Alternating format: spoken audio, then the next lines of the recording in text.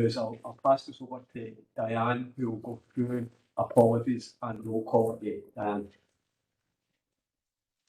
We have apologies from Councillor Wilson and Councillor Murphy with no substitutes. We'll now move to a roll call. Can the following members please indicate if they are present at the meeting either in person or remotely? Provost Brennan. Remotely. Councillor Clockerty. In person. Councillor Curley. Remotely. Councillor MacLeod. Remotely. Councillor McCabe. Remotely. Councillor C. McElhaney. Councillor C. McElhaney. No, you can't see. Councillor McVeigh. Remotely. Councillor Quinn. Remotely. Councillor Robertson. Remotely. We'll now go through our education representatives. Mrs. Gilpin. Remotely. Reverend Donaldson. Reverend Hart. Here. Ms. McMillan. Remotely. And Ms. McEwen. Remotely. Are there any declarations of interest?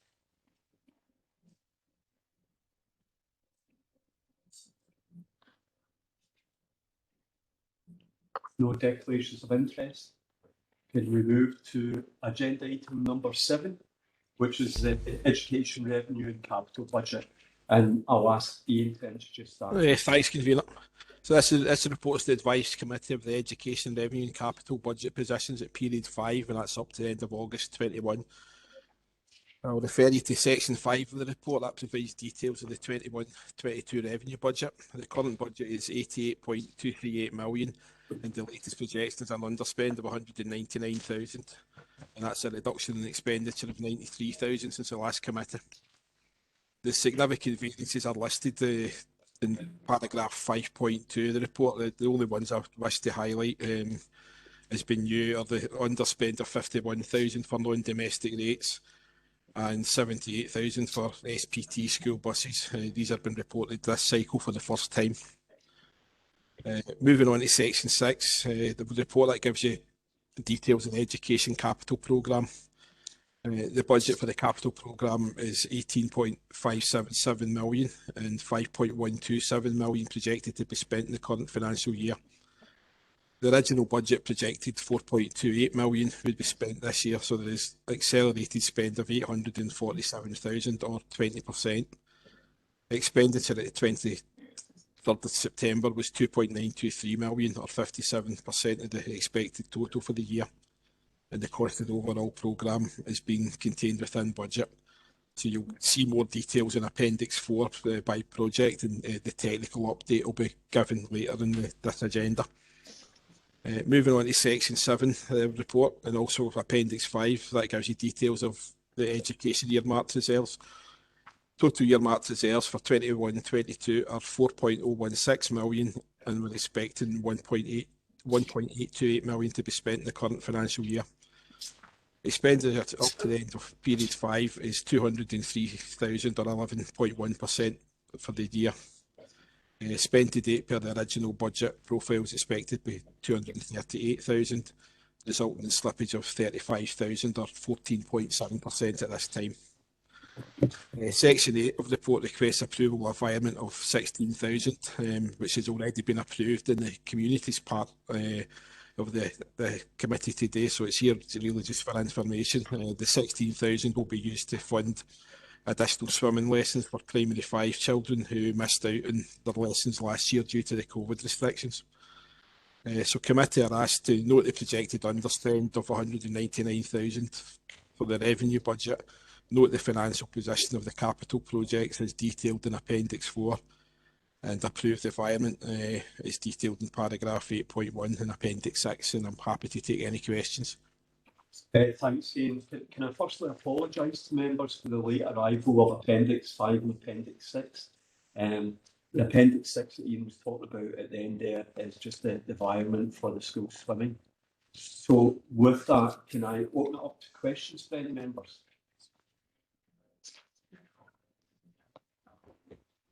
Can't see any questions on the chat. I'll go to Councillor MacLeod. Have you got any questions, Jim? Yeah, thanks, Jim. I think I raised it the last time this came up regarding about psychological services. I think I'd asked before, you know, the numbers of psychologists who are vacant, the numbers that are vacant, and what the impact was in service. We've been disheartened to see that there's been no change in that direction, and I just wonder, you know, is this because there are still difficulties getting psychologists? Has there been further advertisements that's gone out for the post? You know, if you maybe let us know a little bit more what's been done to try and get someone or some more full on board. Okay, thanks for that, Jim. We'll put it to Ruth. Ruth, can you? Through you, Convener, the totality of the psychological service for Inverclyde is actually quite full, I would have to say, because there are also other parts of the funding package that we can use. For instance, we've used probationers, and we have looked at using the Attainment Challenge and the amount of money put in through schools' own pupil equity funding as well. So what I would say is that we are not seeing, due to any vacancies or any psychological service posts not being there, we're not seeing any reduction in the service that we're seeing for our young people. Okay, thanks, Ruth. Is that okay, Jim? No, can I just ask, Jim, if that's the case, and there's no need, why are we still putting this down as vacant posts? Why don't we just remove that? Ruth? We are looking at that as an efficiency.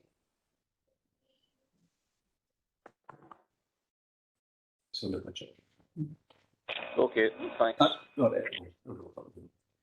Okay, thanks, Jim. Any other questions or any questions? Can't see anything in the chat. Can we agree the recommendations at 3? Agreed. Thank you. Can we move to item number 8, which is the Education Performance Report, the Capital Programme, and I'll ask Eddie to introduce it. Eddie? Yeah, thanks, Convener. I'll just go through and I'll pick up any things that have changed since the report was drafted and provide an update. On Gourock Primary School Extension, unfortunately the contractor has now submitted a formal extension of time request, which we're currently assessing, so he is behind programme at the moment. We had hoped to have the first phase completed just ahead of Christmas, but that's not going to be possible now, although we're still looking at the overall delivery of the project within the timescales noted in the report, i.e. by the end of first quarter 2022. But as I say, it's behind programme at the moment, and the contractor's endeavouring to try and recover some of that time. Hill End Children's Centre is now complete and operational. On the former Kelly Street Children's Centre, landscaping works frustratingly very close, and I'm advised today that the last gates that require to be fitted will be fitted by the end of the week, and that will allow it to be fully and finally handed over. Demolition of the former Sacred Heart Primary School is dependent on the completion of the Larkfield Early Learning Centre project, and I'll come on to that in a minute. But we're looking at rough timescales of disconnecting services towards the end of this month, with internal soft strip works happening, and then the building coming down in the first quarter of next year. Life cycle works, don't intend to go through all that. It's very similar to that reported last cycle. We continue to work as best we can with restrictions of out with holiday periods. The vast majority of the work has now been taken forward and completed across our own estate and through the PPP schools in their programme of works, as noted in the report. On the 1140 hours projects, Rainbow Family Centre Extension reported complete. Larkfield Children's Centre is very, very close to completion. Or again, similar to other projects at the moment, still having some issues with the labour availability, specifically tarmac contractors on this occasion. Although I am advised that we should have that complete by the end of this week, and that was only advised to me today. So we have dates there for care inspectorate visits next week and building visits, and we hope to conclude to allow it to be operational by the 18th of November, subject to the last elements being completed. And the weather over the last period has certainly not helped external works in terms of the amount of rainfall that we've had. And the last item there, Glen Park Early Learning Centre, the outdoor unit is now complete and in use. I'm happy to take any questions. Okay, thank you, Eddie. I can't see any questions just now, but I'm sure all the members are probably disappointed with the Gourock Park, the Gourock Primary Extension. Seems it's our last probably main school extension, and it's probably been bereft with problems for over a year now. But I know you are doing your best to complete it, so hopefully we'll get it over the line in early 2022. I see Martin's now asked a question. Provost Brennan, Martin. Thanks, Jim. It's not really a question, it's a comment. You know, despite the Gourock Primary School seems to have been bedeviled by a number of delays throughout the last year or so. But with the exception of that, I think the service must be commended, because the progress they have made, in fact, in the last decade, has been quite astonishing in comparison to other authorities. I see the former Kelly Street landscaping works has not been fully completed, but as at the stage it's at, is very impressive, and it's a welcome addition to the vista on West Stewart Street. The life cycle work will also be, but what I wanted to impress is, despite one disappointing paragraph on Gourock Primary School, the rest of it has to be applauded. But thank you, Martin. Just to let members know, with Fraser Donaldson and Councillor Chris McLenny has also joined us here. With that, what I'll do is I'll go for the next question, which is from Lynn, Councillor Quinn. Lynn. Yeah, thanks, Convener. So yeah, just probably echo the comments about Gourock Primary. I think it's really unfortunate. I'm sure that nobody will be as disappointed as probably the staff and the pupils, who are probably really keen to see that finally get to the end of the road. I've just actually got a question under 6.3. It was just obviously that about the carpet replacement at Notre Dame. There was issues in the past about certain sports being excluded from those pitches, particularly our Clyde netball used Notre Dame as their main school that they used to do their sport, but there was an issue that they couldn't use the outside facility because the markings were somehow missed from the repainting. So it's really just reassuring that that is definitely a multi-use games area, and all markings for all sports have been marked on. Thank you. I'll ask Ruth to come in and comment, Eddie, if that's okay, Ruth. Yes, we officers had a meeting with Clyde Netball about their use of the pitch, and our information is that they want to use inside for the netball, and actually we've offered them an alternative pitch if they do want to go outside. That's very close. But we had a meeting with them, and they wanted, safe to say, they wanted to get inside as soon as they possibly could post-COVID. Is that okay, Lynn? Yeah, that's great. Thank you. Stephen?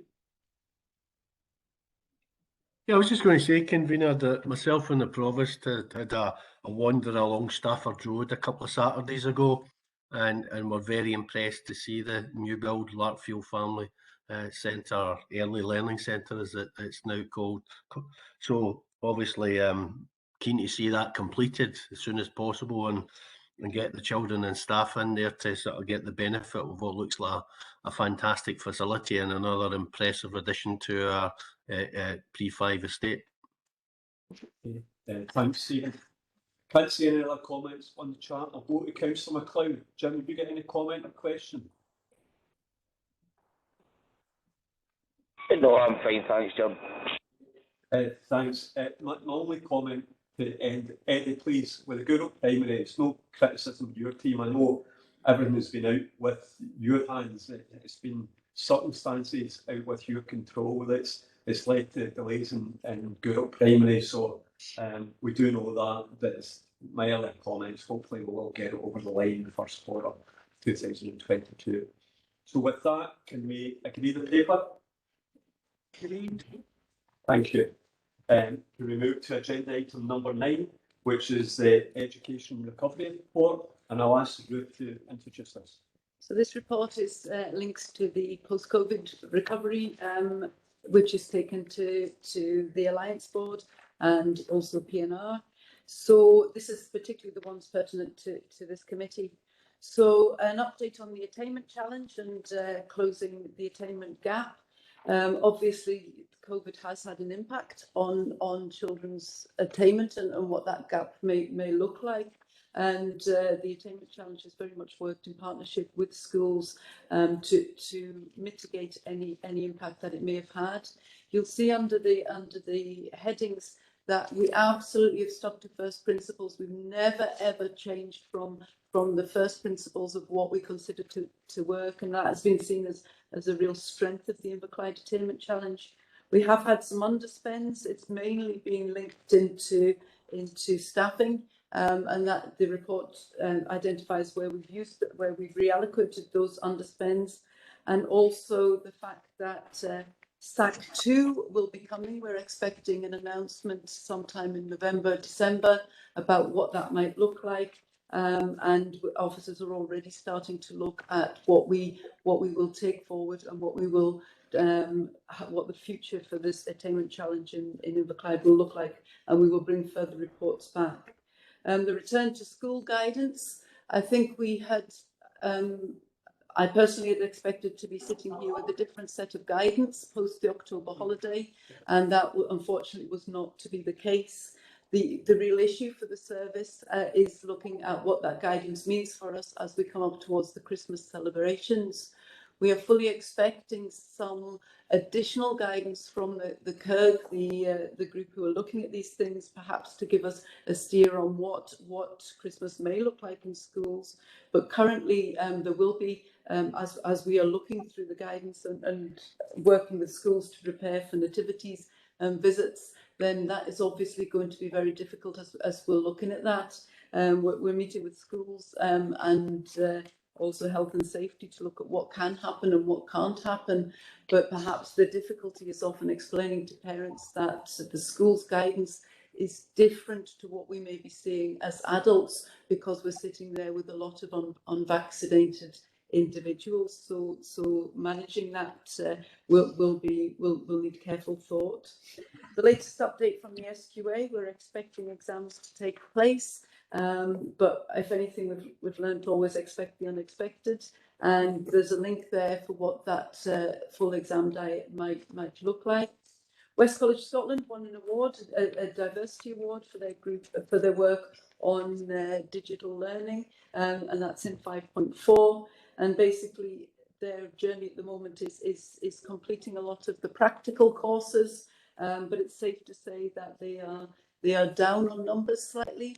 And if you are looking at social media, you'll see they've got a big recruitment drive for the November intake. 5.5 is looking at the free school meals for P6 and P7.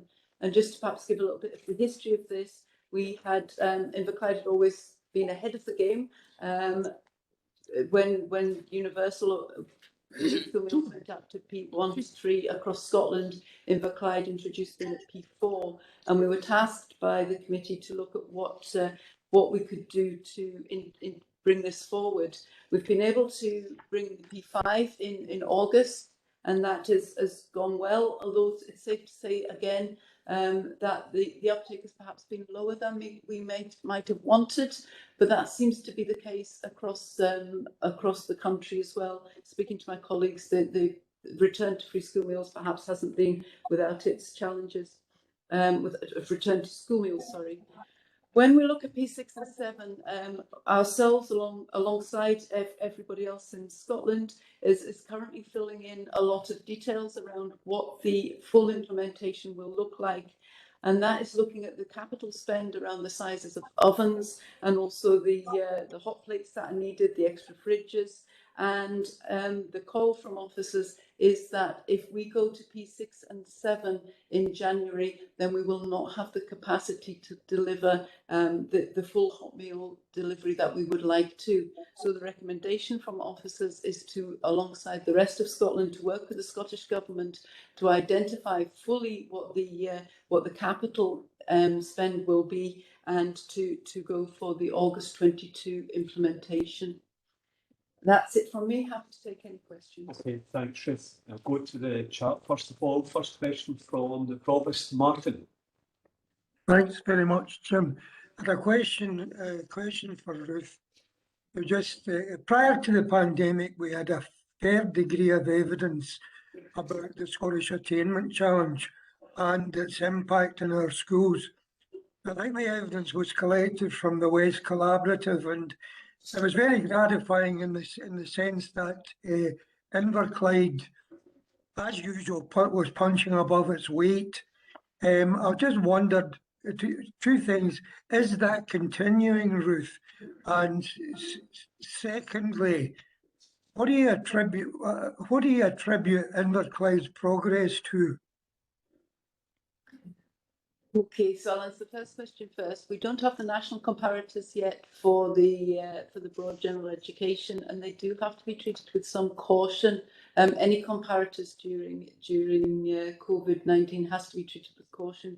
There is no doubt that we have seen the attainment linked to deprivation widen again when we're looking at our journey through COVID-19, and that has simply has been with the approach we take in our schools, which is very relationship based, keeping children on task, keeping them with it, nurturing them through tasks. We haven't been able to do that, and whilst ICT has been very beneficial, it hasn't been the totality of the answer. So yes, there has been we will have seen a widening of the gap, and I suspect that will be across Scotland. What has been the key to our success? And remembering the Audit Scotland report, where Inverclyde was the highest performing of all the attainment challenge authorities, and actually when you compared with the other authorities, we were performing very, very well. I think the quality of our teaching staff, the investment in our schools, and not only the state, but the actual what's happening inside the schools, and the priority given to that by everybody in Inverclyde is absolutely key to that. Particularly for the attainment challenge, I would say the fact that we have stuck to first principles. We've said this is about teacher professionalism and how we develop our teachers. And we've had the buy-in from every one of our schools, our head teachers, our early years establishments, and I would have to say, politicians, the entire community. I think we've been on a journey together here. I think Inverclyde is very proud of its schools. I read something on Twitter the other day saying there are no bad schools in Inverclyde, they're all fantastic, and I absolutely agree with that. So I think in answer to your question is we have to keep it simple, we have to keep first principles there, and that's what we will do just now as we go to look at what if the attainment gap is opened again, then we will use exactly what we did before to take us back to where we were. Thanks, Ruth. Is that okay, Martin? Yes, great. Thanks, Jim. Can I move to Anna? Anna, have you got a question? Thanks, Jim. It's really a question related to the introduction of universal free school meals and the parent pay that's used by parents to cover the cost. I'm still seeing issues personally with parent pay not recognising Inverclyde have introduced the free school meals. Is that still going to be an issue or something they're working on? I'm aware initially there was an issue where it wasn't recognising the P5 and actually it was charging, so we had to message the primary 5 parents to say please ignore that. I'm not aware of an ongoing issue, so I will look into that and get back to you. No worries. It's just if it's going to get extended out further, obviously then they need to keep up with our software development. Yeah, I suspect if we're we just have to work with them. They're not, you know, they're a big developer. We just have to keep them up to speed. Yeah, but I'll double check to see if there's anything else. Thank you. Okay, Anna. The next question is from Elizabeth, Councillor Robertson. Liz. Thanks, Jim. I've got a couple of comments and then I'll finish with a question if that's okay. First one would be, they're all quite congratulatory, these are quite nice comments. First one's a congrats to West College Scotland getting the Diversity Award. That's amazing, it's really, really good. And well, long may it continue, but I think it would be nice to express to them congratulations. Another congratulations in terms of the vaccination rollout for 12 to 15-year-olds. I've got most of the 12 to 15-year-olds in Inverclyde living in my house. And let me tell you, it all happened very, very quickly. I couldn't believe how quickly those envelopes landed on my doorstep. I'm really, really impressed by how quickly that was done. So I guess congratulations to our health colleagues in terms of that one. And my last thing is a question. It's really tangential to the school meal situation. We've got the situation obviously where we wanted to do P6 and P7 early, but we did say we would do it when it was safe to do so, and if it's not safe to do so, then I think we take that on the chin and we do it when it is safe to do so. But I'm aware that since the schools went back after all the lockdown scenarios, that we have progressively extended what we're offering to kids in terms of their lunchtime meal. But we haven't done the same with breakfast clubs. That's still very much on the kind of basis of the bottle of water and the breakfast bar and those types of things. And I'm just wondering if there are imminent plans to extend what we do for breakfast club in the way that we've been able to do for lunches. I'll hand over to Tony on that one, but actually, yes, we are looking at it all the time. And you'll remember when we came back, breakfast clubs weren't on to begin with. And actually, it was to do with the bubbles and the mixing of children. So actually bringing them back, first of all, and looking at the what we can give them safely. I know Tony is looking at that, but I'll let him answer that for himself. Tony? Okay, thanks very much through you, convener. Yeah, I understand the difficulties and there's probably the lack of parity between school meals and breakfast club provision. We had hoped by October everything would be back to normal when we started planning for this, but it's not yet there. And I agree it's not. We're still trying to provide a limited choice, but within the nutritional guidelines as well. So we wouldn't be returning to what we used to offer anyway, because of the nutritional guidelines. But I take your point, and I think as we try and settle things back into school, we will try and achieve that parity between the school meal offering and also breakfast clubs. But I absolutely agree that it's not the same, but we continue to try and get that back to normal. Elizabeth, is that okay? It is. I'm just going to push a tiny wee bit further and say, do we have a rough idea of when we might be able to move forward with it?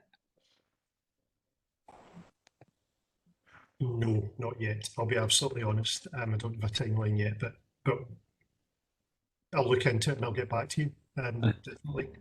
Okay. Just a paragraph at the next committee as well might help, Tony. Just telling us where we are on it and what our plans are would be helpful to all, I think. Is that okay, Elizabeth? Yeah. Chris Conley. Thank you, Jim. My query relates to the extension of free school meals to primary 6 and 7s, and also I take the officers recommending with respect to following the national timetable because of the issues with kitchens, etc. My query was related to the fact is that I know a number of schools are still staggering their lunch times, primary schools, and I'm just wondering whether or not that would maybe able to give us additional capacity in with respect to the kitchens to enable us to bring the primary 6 and primary 7's implementation a bit quicker than the national timescale. I just wonder if you get a response on that. And also just to clarify that the funding we receive from the Scottish Government is based on the proportion of the children that actually in P5, and I presume that if there's any underspend in that we might be able to utilise that if you were able to get P6 and P7's free school meals as well. Okay, I'll let Ruth come in first, and then Tony can add any supplementary if Ruth's not covered that. Ruth. So the phasing of the school meals doesn't help for the provision of hot lunches. So, and it's a mixed. I wish I could give you a sort of picture for every single primary school in Inverclyde, but actually they're all slightly different. So some of them are phasing, some of them don't need to. Even with the implementation of free school meals, we are looking at 2 or 3 schools where we may need to extend the lunch hour or the lunch time to an hour because they haven't got enough capacity in the dining room to cope. So we're working through that. But the particular issue for us is the capital costs. It's the providing the hot lunches. So it's the ovens, the hot plates. So that's it. I'm not fully understanding your question about the 6, 7s and the money, but what I would say is there's some money set aside for this through the budget process, £192,000. So obviously, if that's not spent, then that will be put back into the wider pot to be utilised elsewhere. Tony, did you get anything to add there? Ruth covered it all. No, so I suppose just to give assurance that our dining halls are all big enough. It's really a question of the capacity of the kitchens to provide the full menu when we do extend to P6 and 7, and the equipment that needs to be purchased and then installed in all the kitchens would need to take place over the next, well, ideally we would want that to happen when the pupils weren't in school. So I think we're comfortable that our dining halls can cope with the capacity. There will need to be sittings, and we know all the schools that have those. But the big issue is really the kitchen capacity and the equipment in order to deliver the full choice of hot meals. And that's the thing that's probably going to hold us back even more. And obviously we want to try and increase the uptake of free school meals. So we need the experience to be good for pupils so that when they order, that's what they get. Okay, thanks, Tony. Chris, is that okay? Has that covered all your points? Yeah, that's fine. I think the only point just outstanding was respect to the Scottish Government funding.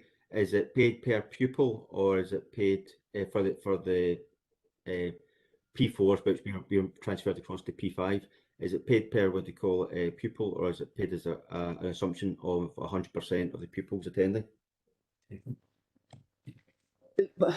I don't know. I'll have to get back to you on the exact how they do the funding. I know we're sort of looking at an 85% take up, but I don't know actually how they give us the money. And I know Mary's on the call and she's done some work in the background about this because the original work was done when we looked at P4. But if it's okay, I'll get back to you on the exact formula for allocating the funding. Okay, thanks. Thank you very much. Thanks, Chris. Can I go to Tommy, Councillor McVeigh next? Yeah, thanks, convener. Ruth, I note from the report that there's been no capital allocation as yet confirmed for the Scottish Government, and we're now looking at the Scottish Futures Trust, which, in my understanding, is very similar to the PPP of the past. So does that mean that we're looking at borrowing to fund the equipment for the kitchens, and is it a significant cost? And also, are you containing that within your existing budgets, or is this going to be another budget pressure moving forward? Ruth? It's a very good question, which we've got hundreds of emails sitting in our boxes at the moment trying to answer. So at the moment, the Scottish Government have asked us what the capital requirements are, and every local authority, and Eddie's on the call, every local authority has looked to see what our capital requirements are, and the Government and the Scottish Futures Trust are now working through that. Without giving away any secrets, I suspect we require less than a lot of other authorities, but as yet we don't know what the Scottish Government's response is to that, to our requirements. Eddie, I don't know, you've been involved in the spreadsheets for this, and anything else to add to that? That through you, convener, just that the Scottish Futures Trust are just the body that the Scottish Government are using to collate the data and contact all the authorities. Our understanding is that it will be funded, but obviously that's subject to all of that data coming back and being analysed and decisions being made on the extent of that funding. That's as much as we can add at the moment. The exercise is still ongoing. Okay, thanks, Eddie. Tommy, is that okay? Oh, that's fine, Jim, that's fine. I'm sure Ruth will update us if there's any funding requirements further down the line. Thanks. Okay, can I go to Councillor McCabe next, Stephen? Yeah, I mean, just on that, I think the case is that the Scottish Government announced the policy intention without knowing exactly what was involved in implementing the policy and how much it would cost. And currently, councils are obviously trying to identify what the cost would be, and the Scottish Futures Trust is there to, I suppose, be an honest broker between the government and councils. But I think, as Ruth said, there's some councils, particularly in areas where their school population is growing, that will probably require extensions to buildings, etc. We're probably in a more fortunate position than others. But my question was going to be around the Scottish Attainment Challenge. It obviously is useful to get that update and to see the sort of ongoing progress we're making. And obviously we have done well on the basis of the report from Audit Scotland, but I suppose we should always be mindful that we are one of the 9 challenge authorities as well, so we do get a significant amount of extra money. And I know that we're waiting for an announcement from the government on that, but I suppose the informed speculation would be that every other council who's not a challenge authority has been pressing to get a share of the money, and if the money doesn't increase and every council gets a share, we'll get less money. So I suppose the question going forward is, in terms of maintaining the progress, how are we going to seek to do that if we are going to potentially have significantly less money going forward? So through you, convener, yes, and I think we've always known that a reiteration of the Scottish Attainment Challenge would probably not favour 9 authorities and would go Scotland wide. And given the fact that the pot's the same size, then we can quite rightly expect less money. So we're anticipating that. We're also anticipating that will be in a phased programme, so we can look at our exit strategy. What I would say is right from day one of the Scottish Attainment Challenge, we've always been challenged, not only through this committee, but also through the Scottish Government, of what our exit strategy may look like. And going back to my introduction to this, is that actually we've always maintained the development of our staff, and actually being able to put coaching modelling officers into schools. Now, a lot of those coaching modelling officers have been seconded out. They're now back in our schools. They're now often in promoted posts, so they're able to be a little bit more self-sustaining. The other thing that we will be looking to is the fact that we anticipate that pupil equity funding will broadly stay where it is, so that schools will have a lot of money that they will have control over, and they will have to make decisions about what from the Scottish Attainment Challenge they would like to keep and what from their pupil equity funding they would like to keep. So there will be some tough decisions going, but it's our absolute intention once the funding is announced later on to keep basically this committee updated of our exit strategy and what that will look like over the course of the time. Okay, thanks. Okay, thanks for that. Steve, is that okay? Yeah, that's fine, thanks. Can't see anything else, Reverend Burton, you're okay. I'll go to Councillor MacLeod on the phone. Have you got any questions, Jim? Yeah, a comment and a question. I mean, regarding, well, a couple of comments. I mean, I agree with Elizabeth. I think certainly the award for the West of Scotland College, the Diversity Awards, is excellent news, and I think we should try and do something if we can to praise them for that. And regarding the Attainment challenge, it's good to get the update, and I'm glad to see that, you know, it continues to serve as well, you know, to help our young people to move forward in education. My question is regarding attendance and following on from that, the vaccinations. I know it's fairly early yet, but I just wondered if there's been if we've seen any impact from the vaccinations for 12 to 15-year-olds. If we've noticed a difference from that, you know, regarding any attendance, has it helped so far? Any evidence that's been seen from the JAGs that have already been given? Michael may have more information than myself, but the latest I've seen is our attendance is improving. But actually, I would say that I don't know if we can say that that's a causal effect because of the vaccinations. We did have a time when there was a lot of positive cases of COVID in Inverclyde, so our attendance was probably beginning to improve anyway, because, you know, young people were coming back. So I don't know if I would directly link it to the vaccinations, but what I can say is we've got an improving trend of attendance as we're going forward. Okay, thank you. And Jim, the other thing I can ask is, do we know the numbers of young people who have been vaccinated already in Inverclyde? If you've got those figures? I don't have that. I don't have those figures. I think the NHS will. We're not doing the vaccination programme through the schools, so nor would we ask for who had been vaccinated and not. But I can certainly speak to Martin McNabb and see if he can give figures for the uptake of vaccinations in our young people. In fact, we've got a COVID report coming to Policy and Resources. We could put it into there. Okay. Yeah, that'd be good. Thank you. Is that okay, Jim? I can't see anything else in the chat, so can we agree the paper? Agreed. Thank you. Can we move to agenda item number 10, which is the Education Update Report, National and Local Initiatives. And we'll go to Michael. Michael? Thank you, through you, convener.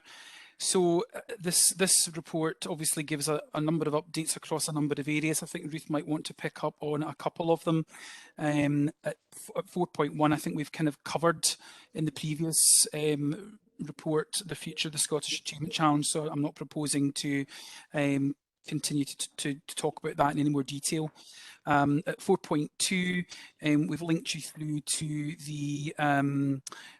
a link to the OECD recent report and a further report published by Professor Stauber on the potential future of assessment in Scotland in regards to the potential use, for example, of desk-based reviews assessment. So it's just an overall look there at what's been proposed. As ever, these reports are continuing to be discussed and looked at, and as you know, in the previous report, there is also a current consultation being led by Professor Ken Muir about the future of, for example, the SQA. So certainly at the moment, it's been a hotly discussed and debated, and as it should be, aspects of education. 4.3, you'll note both health, well-being and parental involvement engagement census are currently being progressed. There's also at 4.4 a link to the Regional Improvement Collaborative Education Report, and again that's giving you some further information about the work of the partnership, and particular highlights in there continue to be looked at, including the development of the West Online School, which, as we've reported to committee before, Inverclyde certainly had a significant role to play. And then further to that report, there is then at 4.5, the sharing of the Regional Improvement Collaborative Plan. At 4.6, I've just mentioned this, we've got the link to the consultation that is currently out there in relation to the future of SQA in Education Scotland. Certainly as a service, we're going to be working with our head teachers at a forthcoming conference, our annual conference, to collate a response to that, but certainly would encourage and have been promoting and encouraging all stakeholders to engage in that consultation process.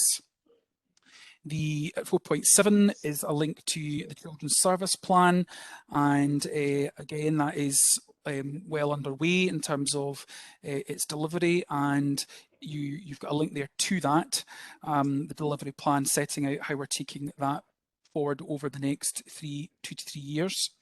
And I don't know, Ruth, do you want me to hand over to you at 4.8? Yes, I'll take 4.8.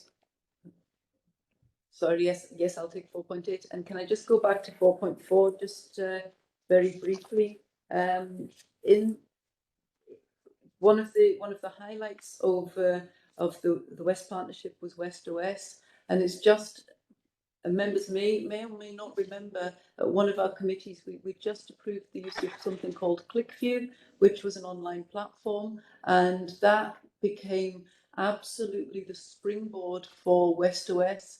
And I have to say, it was the vision of the service, and Norman and Michael, who are on the call, who said, actually, pre-pandemic, we need to have a reliable platform to start delivering teaching. Now, when the pandemic came in, absolutely, this was grasped by our colleagues in the West, and it became part of the national offer. So it's probably quite nice for the committee to hear how out of a little acorn a huge oak tree can grow, and it's now been taken forward across Scotland. It's being used in almost every local authority, and actually it was an idea here in Inverclyde that really was part of the springboard for that. So Gaelic medium education. So the history of this is that the Glasgow Gaelic School is filling up, and last year 4 placement requests were refused to pupils who attended Gaelic medium in Windhill Primary School.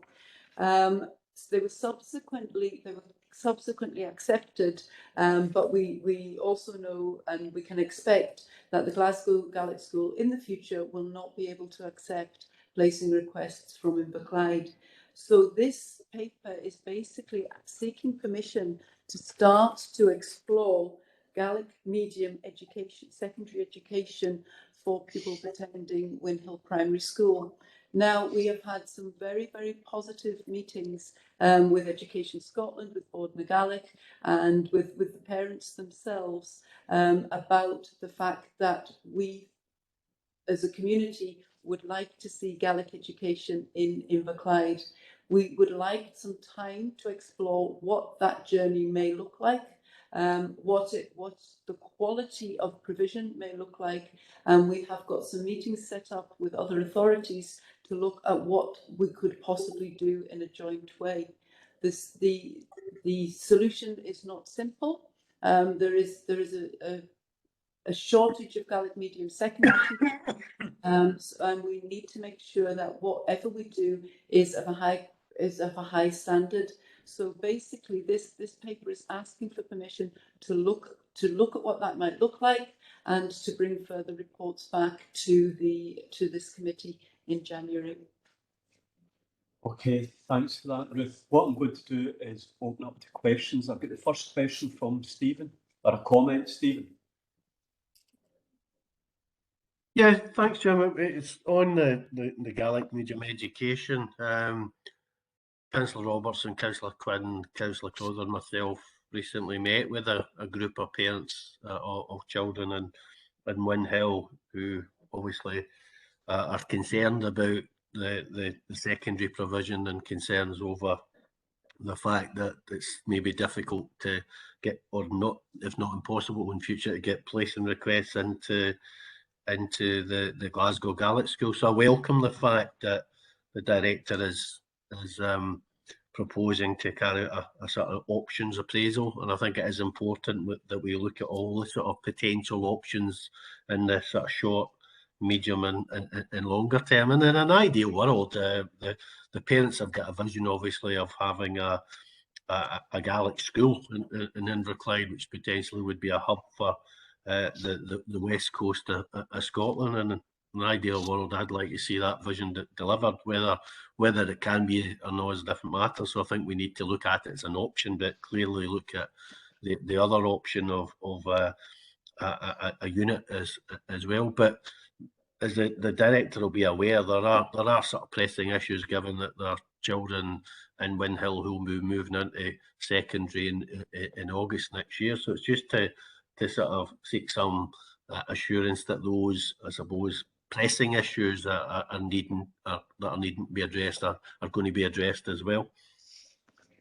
So through you, convener, yes, and in our minds, this is a short, medium, and longer term plan. So the short term plan is what the curriculum will look like for those wishing to attend Gaelic medium secondary next year. What that will look like, and we're starting that work already, looking at what the transitions for the particular young people involved. We then need to look at the medium term of what this will look like, because what it will look like in year 4 will not be like what it will look like in year 1, and we need to face the process.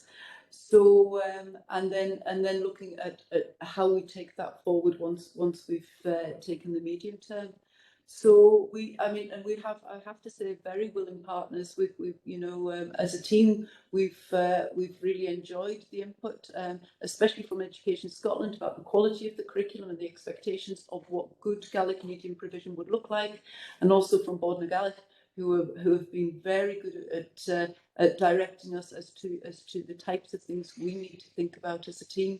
So, but yes, we've got a series of meetings either set up or in the pipeline to be set up. And happy to thank you. options. Okay, Stephen, on that. I'll bring Elizabeth in next. Elizabeth? Thanks, Convener. I've got a couple of questions. I'm going to work back the way in the paper because I've got a couple of comments on the Gaelic side of things as well.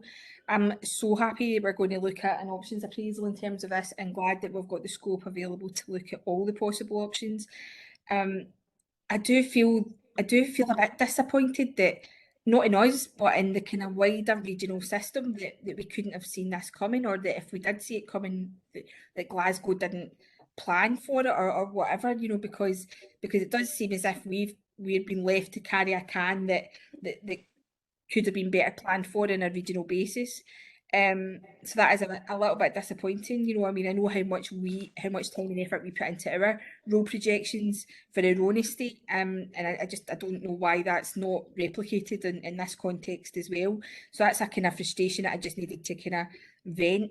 I think in the conversations that I've had in terms of this, then the issue of staffing does come up quite a lot. And again, if we do think that there are long-term solutions to this, then I don't know what role Bord na Gaelic have got and Education Scotland have got in helping to make sure that the infrastructure, the sustainable infrastructure of staffing that is wider than just serving the Gaelic school in Glasgow is realised as well. So again, I suppose I'm probably not round the table with Bord na Gaelic and Education Scotland in terms of any of this, but I know other people will be. So that would be a plea that I would put out in terms of that.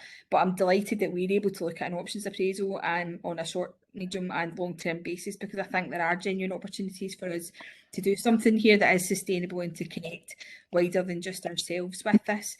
We've not made a tuppence-halfpenny investment in Gaelic education in Inverclyde. We've invested in it pretty heavily at Windhill, and I think we've kind of indicated to a raft of parents and potential parents that this is an option for their kids here in Inverclyde. So that's that bit out of the way. The other questions that I've got are about the OECD review. I'm just wondering if we've got a full update on that, a paper on that, a fuller thing at a future meeting, if that's something that we're going to kind of close the loop on and follow back on. And then actually looking at 4.3, and it really, I've been extraordinarily dim with this, and I think it was really just with it being actually said out loud in the meeting. Is this the National Health and Wellbeing Survey that we've been waiting for a million years for that's happening? And if it is, then I might put my camera off and do a kind of lap of honour around my study with my t-shirt over my head. And the last thing I was going to say was just there's some consultations obviously that we're looking at in this paper as well, and just wondering if there's going to be a collective opportunity for us as elected members to feed into those. That's me. Okay, what I'll do is I'll let Michael come in first to maybe answer your points on 4.2 and 4.3, Elizabeth, and then come back to the Gaelic one with Ruth, if that's okay. Michael? Through you, convener. So I think if I've picked up the first question correctly, I mean, certainly the deadline for the consultation is the 26th of November.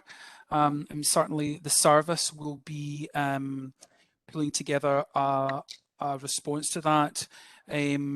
I'm not sure we need to defer to Ruth to speak about how that could potentially be shared. And I mean, certainly it's a very open consultation, and they really are promoting it at every turn to try and get parents. And there's also been recent the Scottish Pupil Parliament has been putting out resources to support schools to get young people's involvement in this as well. So it's a very open consultation that people can certainly respond to. In respect of the health and well-being census, again, I would just want to double check with Ruth, but my understanding, and I'm worried about what I'm going to say, that you're going to suddenly take off and do a cartwheel or something, Elizabeth. But I do think it might be what you're looking for, but I would just want to double check with Ruth, because I don't want to get you too excited.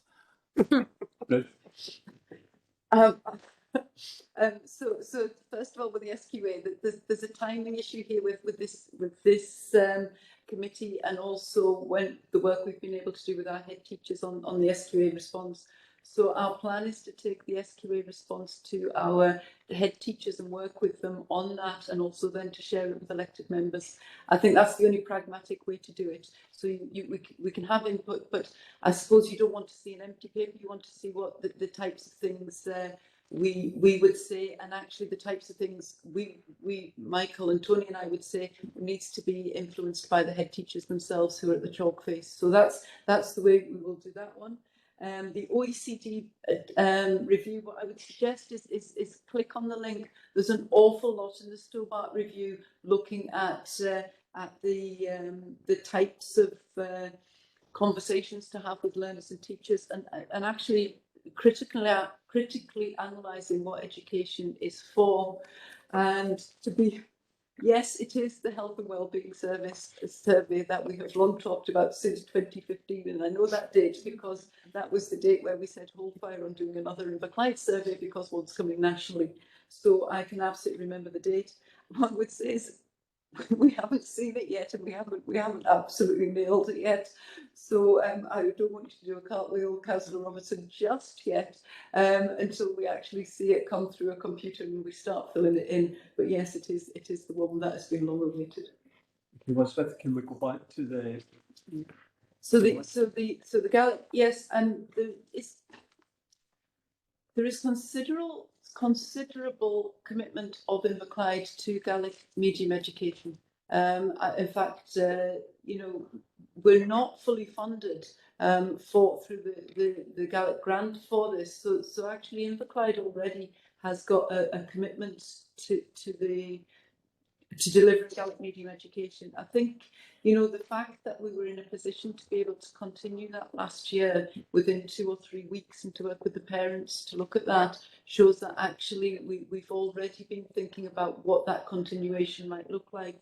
And I have to say there are lots of positives for keeping the schools together, almost within the catchment, and the children going on with each other. So actually, when we were looking at it last year, looking at the all the cultural opportunities that we can have from having a through Gaelic medium education began to become evident to us. What I would say is that Gwyn Hill is seen as a very strong provision. And actually, a lot of parents, when we were asking them, have said they didn't want to go to Glasgow. In fact, one parent said they didn't go to Glasgow Gaelic school. They preferred Windhill because it had such a good reputation, and that was fantastic to hear.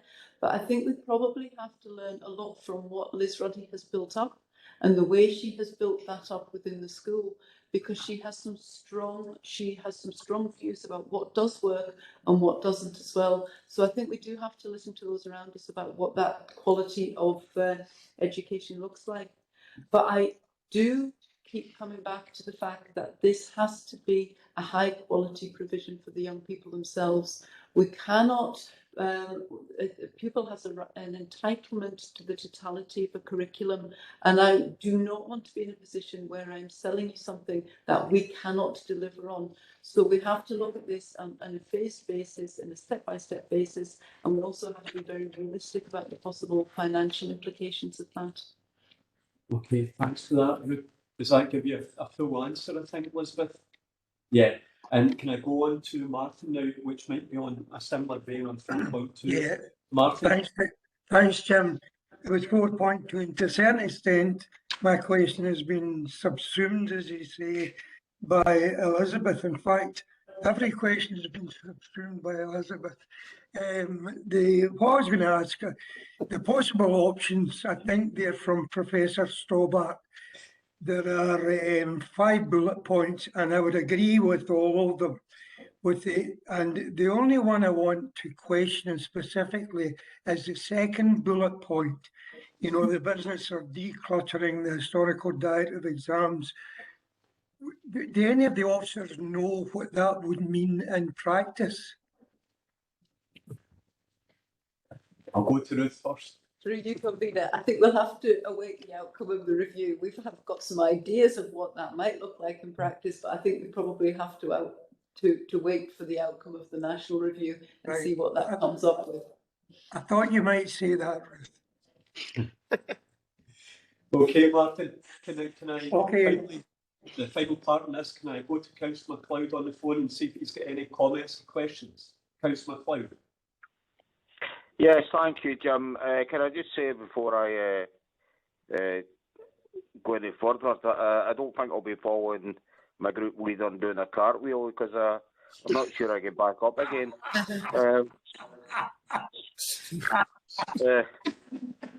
Anyway, I'll leave you with that image.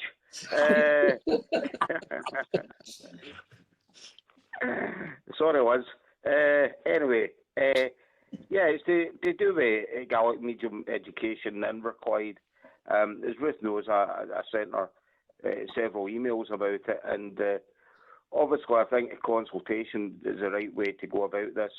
I'm sorry I couldn't attend the meeting last week, but I explained to Elizabeth I had difficulties that evening. I had said I was previously I was going to attend, sadly I couldn't. We're seeing an upsurge, I think, in people want to learn Gaelic in Scotland, and that's to the good. You know, I mean, considering the way that Gaelic, the way the languages are, their own languages taught in Wales and in Ireland, it really puts us to shame, I think. And I think we know some of the history behind some of this. But no, I think it's good that there's an interest in people are keen. I'd previously asked Ruth about the numbers of youngsters attending Windhill who are from out with the district, and I was told it was 25% of the children who are learning Gaelic are from out with the district. So, I mean, I'd posed the question, if we were to look at a school ourselves or a unit, whatever it may be, that there would be the opportunity there to reach out to our neighbouring authorities, because they must be affected by this as well, by not being able to send their children to Glasgow now. So, you know, be looking to Argyll and Bute and Western Bartonshire and Roundshire, East Roundshire and North Ayrshire to see if there are any youngsters there who could possibly come there and help to add to the numbers here in Inverclyde to which would increase viability for it, for this to go ahead. So I would hope that we'd be maybe try to do some sort of exploration about trying to find out some of that information as well. And the other thing is just about funding. I mean, I do believe there is external funding that can be sought. It would help with to help fund this. Okay, thanks. I'll let Ruth come back in there. I know she talked about collaboration earlier on, but I'll let her expand on that just now, Ruth. Yeah, we've got meetings with other authorities to look at what their provision is, what they might see their future being. So certainly collaborating with other authorities, and of course, whatever we look like going forward, we're going to need to collaborate about the taking that forward, even sharing possible staff and things like that. Ironically, the closer you are to Glasgow, the more likely you're going to get into the Glasgow Gaelic School if you're in competition for placing requests, because they'll go on distance. So it may be that the people in Renfrewshire who possibly attend in Inverclyde are actually at more of an advantage than our own young people, because they're closer, which is unfortunate. And you did ask a final question, Councillor MacLeod, and I'd forgotten what that was. On funding. On the funding, yes. Okay, so the funding, yes, there is capital funding through the capital funding for Gaelic, also through the Gaelic grant. We get a Gaelic grant every year. There's an expectation it's mainstreamed after 5 years, and also it's not the full. It's never the full amount for the revenue.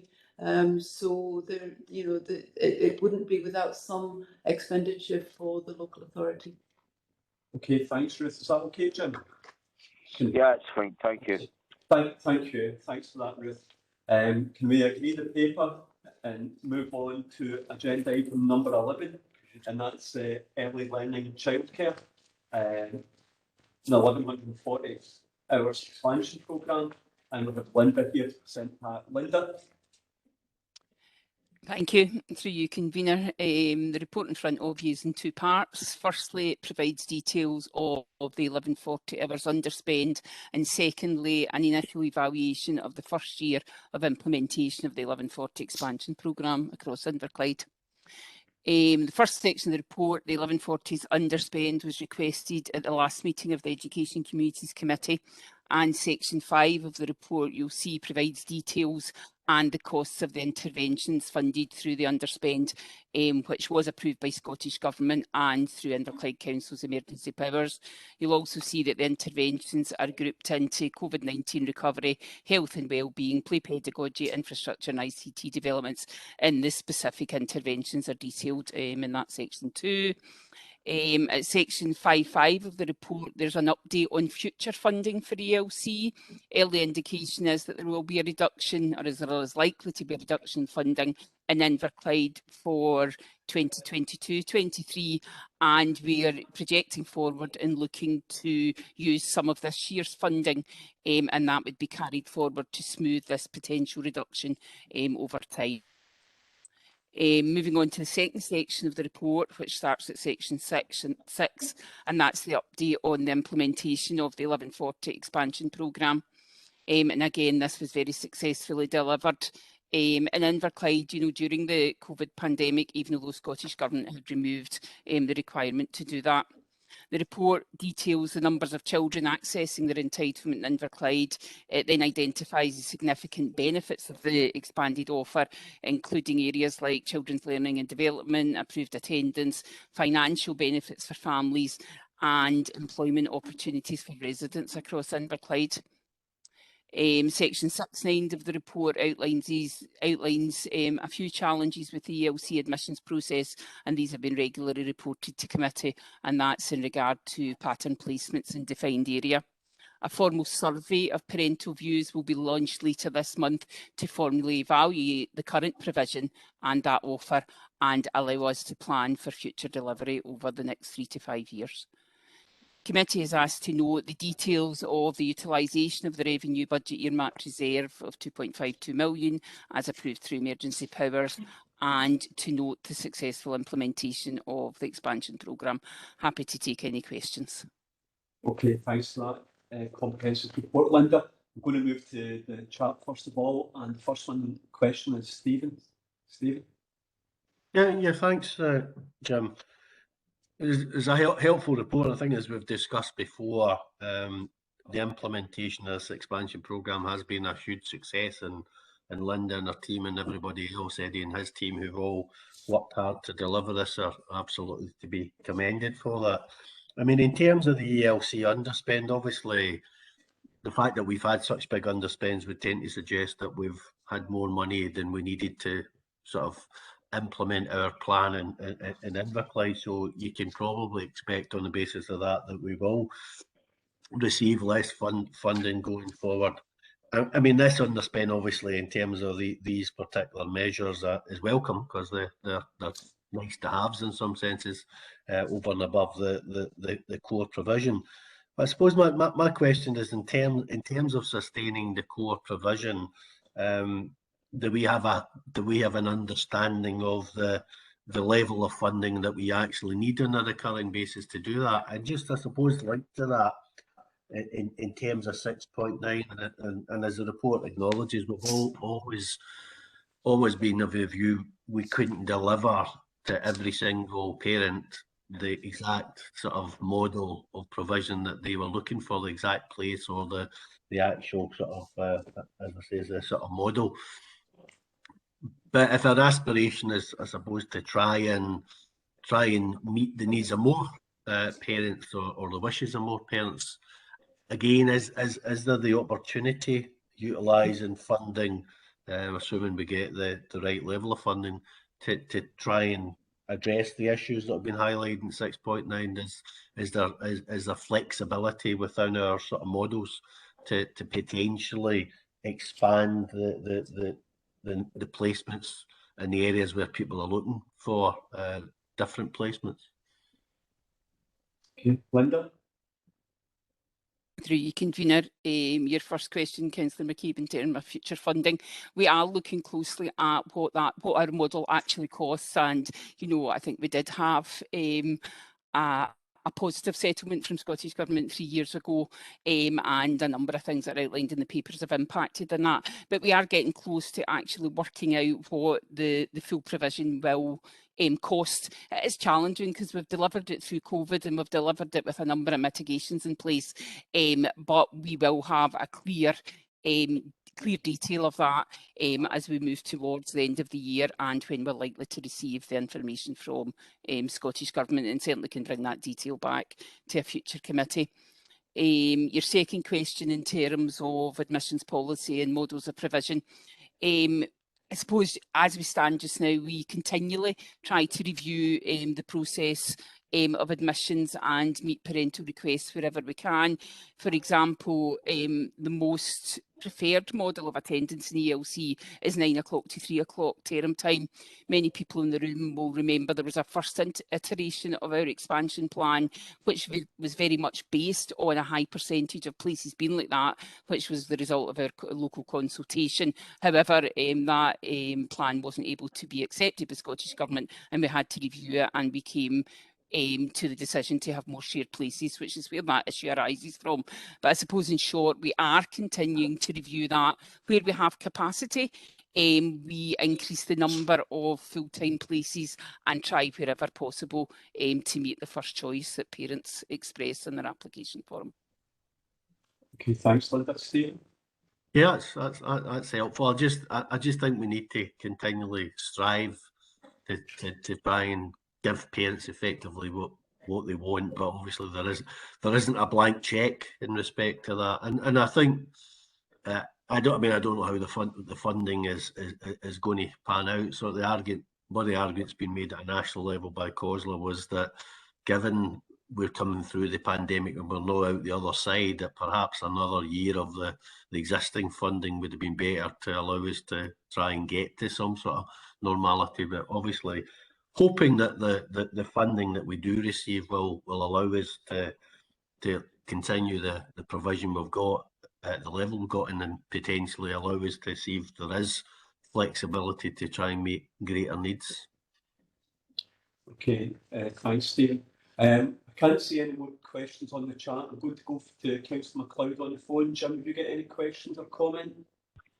Yeah, more a comment, just to congratulate Linda and her and the service for everything it's done and putting everything together, and obviously the last year, you know, the success of the rollout has been so. You know, if you can convey that to the rest of the service, Linda, that would be good. I think you know, certainly it's been a great success, and Clyde have done very well, and I think the Scottish Government are to be congratulated on their vision and putting the money into the expansion to 1,140 hours per year for families. I think it's a great idea, and we must be the envy of many other countries in the world. Okay, thanks for that, Jim. You nearly had me there for a second, but no, thanks for them comments. I can't see any other comments in the chat. Can we thank Linda and can we agree the paper? Agreed. And can we move on to the most important item on the agenda for teachers, and that's term time. And is it Ruth or Tory? I'll do this if it's a school holiday one. So these are, it's not school holidays, it's school term dates. Apologies, Paula, I know you keep picking me up on them. So this is the school term dates for session 22-23.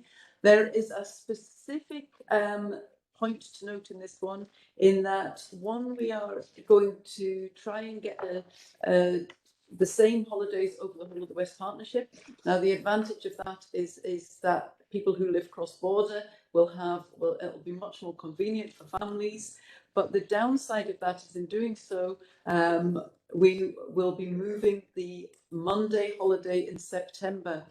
Now, I say downside, and it's from the LNCT, the negotiating committee's point of view, this is something that teachers have long asked for. They feel that the Monday at the moment is too early in the term, and that it would be better to be later.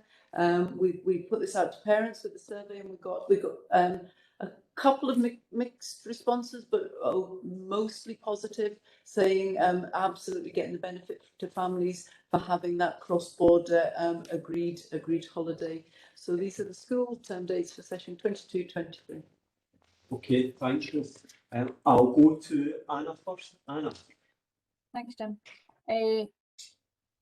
I appreciate that the changes to align with other local authorities for the September weekend, but is there any impact to then when Inverclyde will take the September weekend? Because there will be a number of families where actually aligning to Glasgow's September weekend doesn't improve their situation, it actually makes it worse.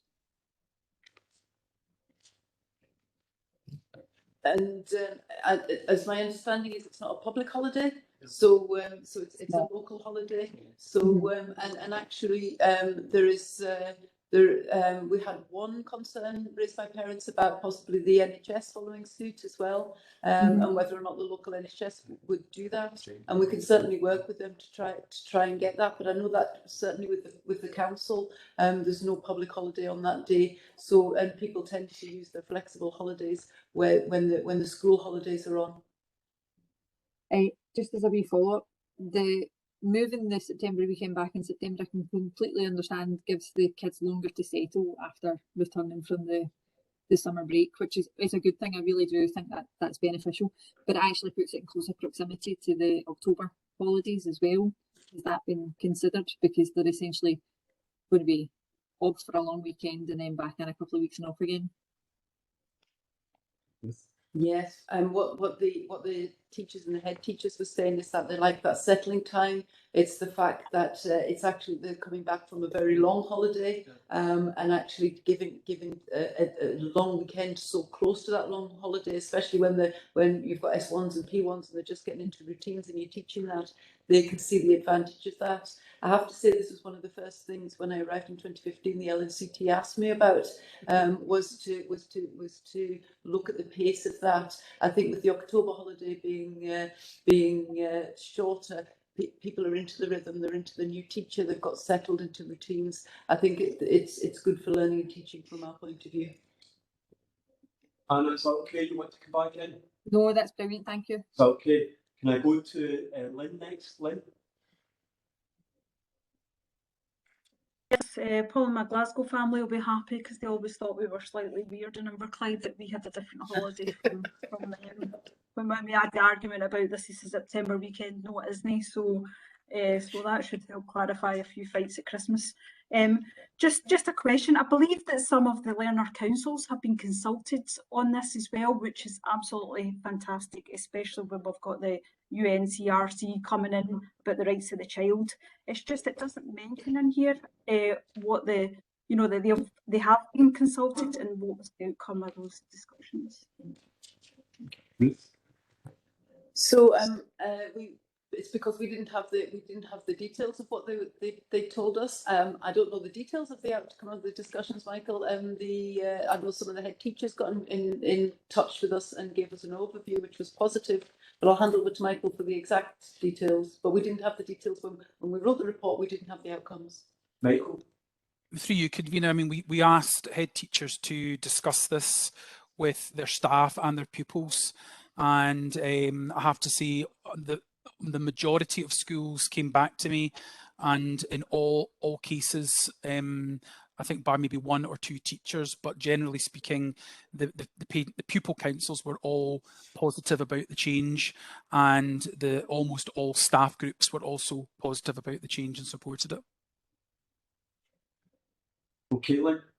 Yeah, that's great. I just think it would be really useful for us to record that in there, because I think it's really useful for us to record that we're having those conversations. I think that's a really positive thing. It's just then the bit that's missing probably is the mention in the report that we've also consulted the learner councils as well. Okay, Ruth? And hopefully through UNCRC that will come increasingly in the reports. We're hoping to review our reports to see where the pupil consultation has been in. But that's a good point, well made. Thank you. Lynn, thanks. Can I go to Chris Furley next, Chris? Thank you, Jim. I've just got a query with respect to the process here, because I don't really like this coming to the committee for us making decisions to go out to consultation. I just wonder if officers can confirm whether this has been raised at committee before we went out to consultation. This is an outstanding remit for this committee to review the September weekend. I think, as Ruth said, it's been on since 2015 through various committees and subcommittees, Chris. So it predates me being in the council.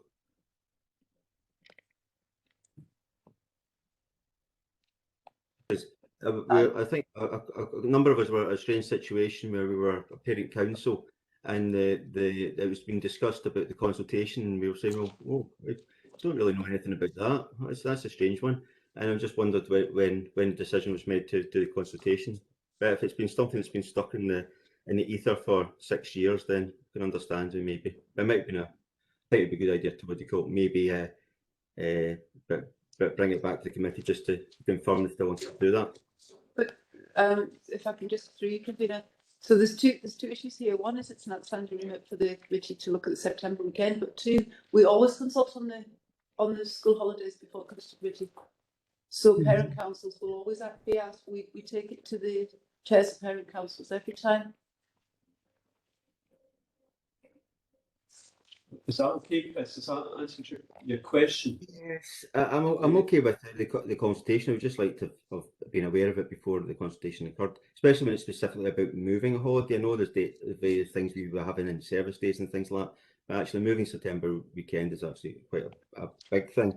And I think I've got my back in mind with the discussion we had previously at the committee about related to the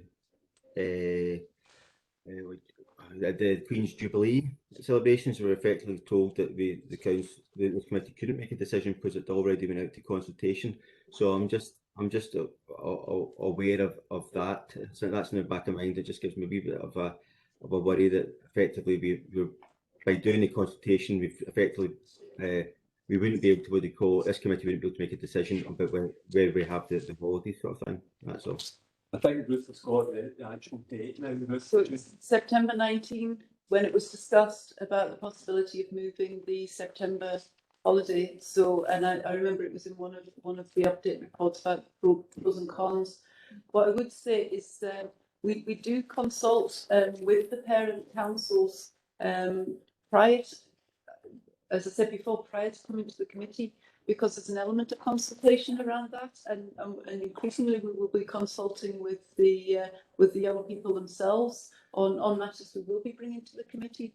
So you know, it's a bit of a, I suppose, a chicken and egg situation. If we bring it to you without consultation, then we won't know the feeling of the community, and we try to take people's views into account before we bring it for the final decision here. Taking your point about the P&R, and if there is anything to do with terms and conditions for employees, then P&R will be the council, that will be the committee that decides that. So so this is, but I think we're all fairly much agreed that the school term dates are Education and Communities Committee. It's when there's an overlap between the working in terms of conditions that we need to consult with our sister committee. But to be clear, we always go out on some sort of consultation on that. And the 3rd of the 9th of 19 was when it was discussed previously to give us the remit to look at this. Okay, thanks, Ruth. I think that gives you a full answer, Chris. Yes, it does. So I need to remember I'm back a couple of years now. That's okay. Thank you. That's why we've got our committee section here to help us out. I turn of a hand. Can I move to Councillor Cave, Stephen? Yeah, I mean, I don't think moving the September holiday is a big issue, to be perfectly honest, because the September holiday is not what the September holiday used to be. Just means Blackpool might be a wee bit more busier this year or next year than it has been in the past. But just in terms of the objective of aligning the holidays, and I can understand the sort of logic of that, are we now saying that the holidays are fully aligned? Are we saying that the in-service days are fully aligned or not, or is it just a wee bit more alignment? Is there still differences? I mean, I've noticed over the last year or so, been more conscious, obviously, holiday dates across Scotland. They are wide and varied across Scotland. So how close are we to full alignment, and what are the differences that are still exist? I can see Paula's got a hand up. Oh, sorry, Paula. Paula. Thanks, convener. The West Partnership LNCTs had a working group, and what they did was agree broad principles, so not agree the dates, but things like your October week will be the second, it will start on maybe the second Friday of October, so it's the latest it could end is the 20th, I can't remember the dates, but broad principles. They don't have, LNCTs don't have to go by those, but it will bring them into broad alignment, because some authorities have 2 weeks at the October week, we have 1, and so that there's some kind of overlap with them. So it's a broad principles rather than agreeing the dates every year. Okay, I'll let Ruth come back in and comment as well. So and I know the directors of the West Partnership wanted to align the holidays for 2 reasons. One is the ease for families. It's much easier, and the second is to be able to join up for inset days. And so if we are having training days across the RIC, then we can actually to join up for those. But every director has to get them through their own governance and their own consultation processes as well. So I know from a few frantic texts when we were checking which exactly was the last Friday of October that I think we're pretty much there, but not everybody's taken it through the committees. But that's the direction of travel, to try and get it fully aligned. Stephen? I mean, I'm fine with that direction of travel, but I think it would be useful to get a report back to maybe the next committee, just with a table showing the position with all the West Partnership authorities in terms of how their dates compare to us, to see how close we are to that alignment. Okay, I think that could be done. Okay. Thanks, Stephen. No other questions? Unless Councillor MacLeod, have you got a question on this? No, I'm fine, thanks, Jim. Okay, thank you. Can we move to agenda item number 13, which is probably the most exciting paper on the agenda, and I don't say that lightly. I'll let Ruth introduce it, and then we'll go to Norman, or you want to go straight to Norman? Michael first. Michael, sorry, Michael's introducing it. Michael. Thank you, through you, convener. You've built my part up now. Yes, I mean this is one of those reports where you really feel you're dealing with core business, and there's a lot in this, and I think the first thing I'd like to say is pay testament to Norman's work on this, because this has been a piece of work that Norman has focused on, not exclusively, but this has been the lion's share of his work over the last almost year, because we recognised coming out certainly of lockdown 1, and the summary acknowledges this, that the need to take a step back and reflect upon where we were when it came to digital learning. So the drivers behind this certainly are based on our experiences during lockdown, but equally you'll pick up through the cover report and obviously the digital strategy itself, there is a need to also address some of the challenges that we face with the current infrastructure that we have across the school estate.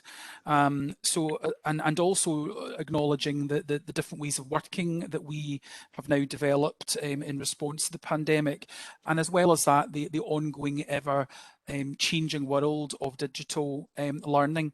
I think the first thing I would say is, and Ruth mentioned it earlier on, I mean, whilst digital isn't a panacea, it is important, and we absolutely recognise as a service that, you know, our young people will continue to develop their learning around digital computing skills with us, but we recognise that they may well be going into the world of work, children particularly in our primary phases and early year phases, to deal with technology that has yet to be conceived of. So we have to be developing an infrastructure and a strategy about how we support our staff themselves to keep up with that pace of change.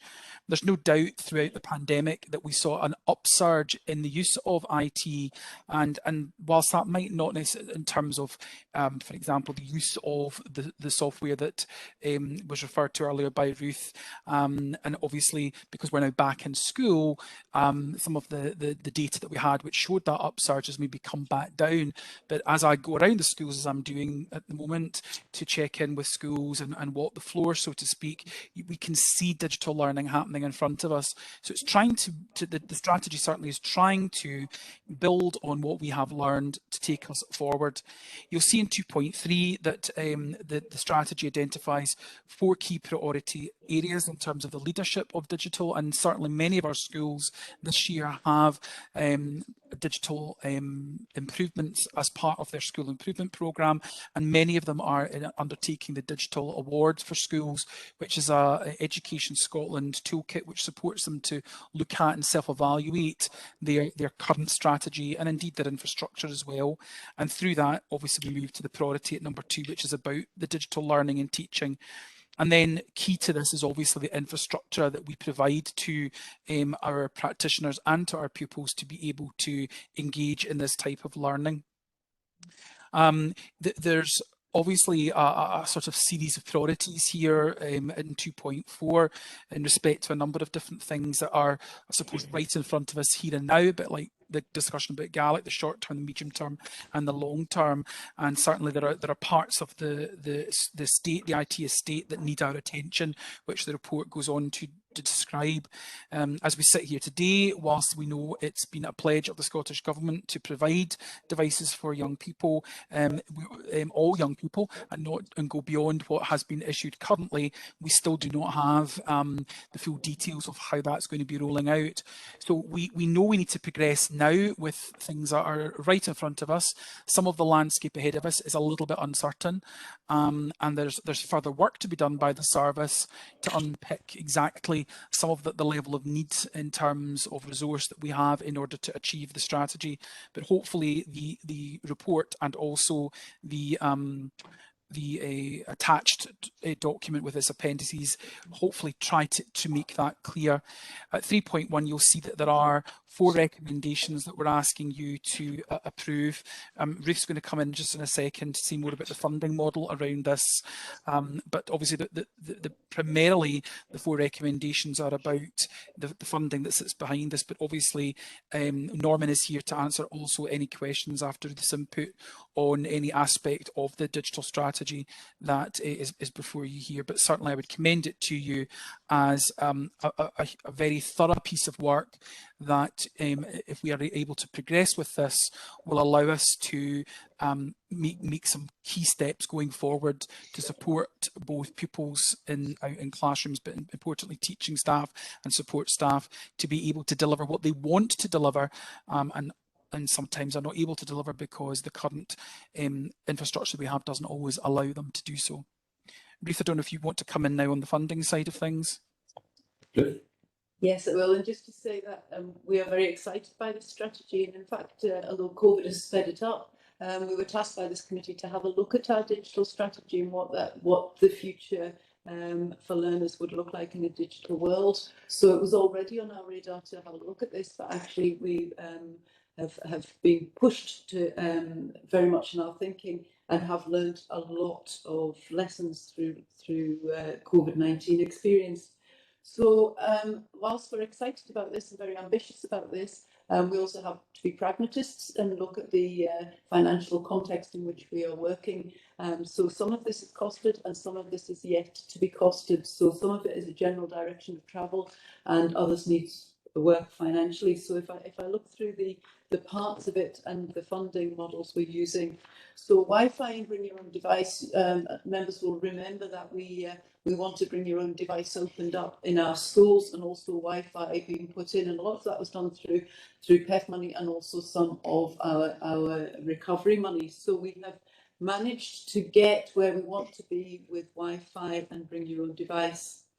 That then takes us on to whiteboards and panels. Now, if you've been in some of our schools, you'll know the whiteboards with the projector are now tending to be replaced by digital panels that have an interactive part to them. The funding model for our whiteboards was under pressure for sustainability. It's fair to say we'll probably make doing and mending. The difficulty being the projectors and the cost of the bulbs. So although the whiteboard may have been working, if the projector wasn't, then it was virtually useless. So what we did when we sat down is we said we need to have a financially stable replacement programme for replacing our panels and whiteboards. Nobody wants to be in a class where a teacher is sitting with a piece of kit that is just not working and children are waiting 20, 30 minutes whilst that's either loading up or the teacher has to leave the classroom. So our environment from the supply budget, which we're able to contain in a different way, is helping us to come up with a model of sustainability, and also we've had some help from the capital programme and Eddie's side of the house as well to look at that. So that is we have got a funding model for the whiteboards and the panels. The next one is our desire to give teachers laptops. Now we accept that is a big ambition. And we have lots of teachers. However, if we're looking at any time, any place learning, and we're looking at desktops which are more robust, but they are probably not going to be the future for how teachers will be teaching in the future. And also we have to consider the possibility of another lockdown. So we have some of our teachers who will be teaching remotely as well. So now that we do not have a fully formed funding package for that. We know where there is possibilities within the system. We've been working with ICT to say, well, actually, do we need as many desktops for our young people if they're bringing in more of their kit? Do we need computers in every English classroom? Is there some flexibility there? And we are fairly sure there is, but we just don't know what that looks like. So we're asking that to be put as part of the 22-23 budget process. So we know the direction of travel we'd like to go to, but also we don't want to, you know, we can't overload the rest of the council in our urgency to get there. However, we do believe it's the right direction. The final part is the pupil devices. Now, we have given out over 1,000 pupil devices for young people to use in various ways, some through the Connect Scotland, some through third sector, where a pupil has asked for a device. We've been able to give those out. When we got the devices in, remember the committee approved it going out for secondary linked to free school meals. That was very welcomed, but it wasn't the totality of the situation. We know there's a direction from the Scottish Government to look at pupil devices, and we would what our intention is to wait and see exactly what that looks like. We also are nice into the fact that you don't want to go down one road only for ICT to move on very quickly and actually not link in. So I think what Norman and the team is saying is be cautious, because actually this can become very bureaucratic when you're looking at ICT safety and the systems that will link in with each other. So we're wanting to see what the national picture does, and we will dovetail with that. So that's the funding that's the funding model. I'm sure colleagues are on the call who'll be able to take any questions, and also Norman here, who's done the bulk of this work, and also Alan on the call, who'll be able to answer any technical questions. Thanks very much for that very comprehensive introduction. And as you said, we've got Norman here to answer all the hard questions. The first one we've got is from Anna. Anna? Thanks, Jim. Firstly, I'd like to say it's really positive that we're looking at a digital strategy and preparing our young people for the digital world that they're already living in. So I think it's definitely a very positive step forward. An area that we've talked about before, certainly through the parent councils, is the reliability and quality of Wi-Fi within our school estate. And that doesn't support digital learning currently. So do we need to consider investment into the infrastructure within our schools in terms of the Wi-Fi provision? And anecdotally, I've also heard from a number of schools, their computer rooms, whatever they've got, I can't even remember the words anymore. There are a number of the machines that aren't always operational. Now, that's not a Wi-Fi issue if they're hardwired in the buildings. It's the quality of the devices that are there and perhaps the age. Is that something that we're also undertaking a review of with the schools to understand how much working equipment they currently have? Okay, I'm going to let Norman come in first. Norman? Through you, convener. Yes, Anna, you're absolutely right. There's been changes have been ongoing actually over the last 18 months. So in terms of the three aspects that link together for the experience of a person, you've got infrastructure, including Wi-Fi, you've got connectivity, which is that ability for our schools to talk through the telephone systems to the outside world. And you've also got the devices that are in our establishments. And that's why the paper is so complex. It's all interlinked. In terms of Wi-Fi, we have already been investing, Anna, considerably over the last 18 months. So we have made improvements already to all of our establishments. Linda Wilkie, through her 1140, has allowed that to happen in early years. In terms of the secondary schools, the Attainment Challenge has absolutely changed the dynamic of the Wi-Fi signals across our whole buildings now, not just targeted learning areas. We've got a little bit more work to do around some administrative type areas where some leaders of schools may be, but we're working on that as well. And we have literally just finished during the October holidays the improvement of Wi-Fi in the remaining primary schools. So literally in the last couple of weeks, we have actually put in the additional boxes that send the signal out.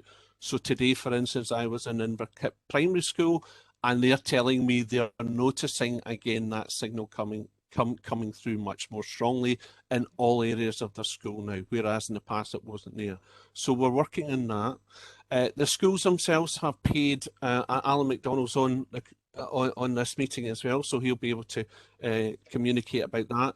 They have already paid for some of the sort of background work that allows our connectivity to change, and we've managed to increase the connectivity of all our establishments as well.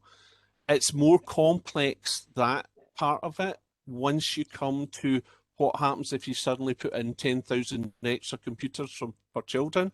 And that's why we've got to wait and see what that looks like before we take the next steps in that journey. But we absolutely have factored that into the strategy, as you see, as one of the areas we must keep working on. In terms of the devices that you're talking about, Anna, I am currently doing an audit of every single establishment. We know how many computers are there. We know the age of them. We know that 63% of them are desktops that are not mobile. They're not flexible. They don't have cameras and microphones. So I am currently going out to every establishment, and we are going to identify exactly as you're saying, what is old and needs replaced quicker, what needs to be replaced because of damage or whatever, and we are going to try and again come up with different costing models depending again on what the government make decisions about in terms of pupil devices as well, because it's all interlinked. There's a lot of devices that are there purely just now for pupils' use, and therefore if they're getting other devices, we've got to change that dynamic as well. So it is complex, but we are working on it. Okay, thanks, Lorna. Can I go to the provost next? Oh, sorry, Anna was that full? I was just going to say thank you. IT is kind of my bread and butter, so it's definitely an area I'm interested in. Okay, and now I can go to Provost Brennan. Martin. Thanks very much, Jim. First of all, I want to thank Norman for the paper. It's a very good paper, very welcome. It outlines the future of our schools, I think, to a certain extent, and it illustrates the various challenges that we've got. My question is a very general question, Norman, or whoever wishes to answer it. I think that this will improve or enhance learning and teaching. You know, the various sections of the report seem to indicate that. Is there any way that we can say that this will be reflected in improvements, say, in the attainment challenge or our SQA results? I know that's a very general question, and it's largely speaking unanswerable, but I'd be pleased to hear your thoughts on it. I think what I'll do is I'll probably let Ruth in with that one first, because it really is overall on education. Ruth? So there's several aspects to that, Provost. The first is any ability to use modern technology to enhance learning, and you think of just the engagement in learning, especially with some of the things you see on the PowerPoints you can do in the interactive ways. That way, absolutely. If pupils are more engaged, they're going to learn. Also the ability for supported study, and actually what we did learn through COVID-19 is that some people's learning styles actually liked using the technology, especially those who may have had additional support needs, where they could go back and revisit a lesson that they hadn't heard properly before, or they wanted to just revisit. So lots of it suits different ways of people learning. I think the real gain for us is in Clyde is looking at what the jobs are going to be in the future. If we look at everybody, I mean, look at us now. Everybody's using technology in some way, and there's a well-known mantra. The jobs our young people will be doing haven't been invented yet, but we absolutely can tell that they're going to be digitally. We're going to require a digitally literate generation to do them. So we need to put our learners not at a disadvantage in the world of work, but at an advantage in the world of work when they leave our schools. So I think that's the real prize for us. Is that okay, Martin? Yes. No, thank you, Ruth. Can I go to Paula and give us the teacher's view on it? Paul? Joining Elizabeth in her cartwheels. This is such a welcome paper to help expand the digital toolkit that's available to staff and to pupils to help reduce the digital divide that we knew was there, but that the pandemic absolutely highlighted. We've been pushing for this for a long time. This might be my favourite education committee ever. We've got this and we've got the September weekend shifted. All is right in the education world. Norman, thank you so much. It is a phenomenally huge piece of work. It will come at an ongoing cost to the council, I understand that, but it will be incredibly welcome across the profession. Thank you. Okay, thanks, Paula, for those comments. Can I go to Councillor Quinn-Lynn next? Oh, and then Yeah, Lynn's thanks. first. I'm glad Paula's happy. Doesn't take much to make Paula happy. A piece of paper and an extra day's holiday. Yeah, just to echo what's already been said, it's great to see this digital strategy, you know, with as a councillor, but also as a parent of young people who are more digitally enabled than us oldies. So it really is welcome to see how we're going to enhance. I think COVID has delivered one positive here, if there is, and that's it's pretty much shoved us all as pure illiterate folk into the modern world, which is fantastic. I mean, obviously I've got, you know, so the report was great, everything's in there, and we understand the sort of financial constraints.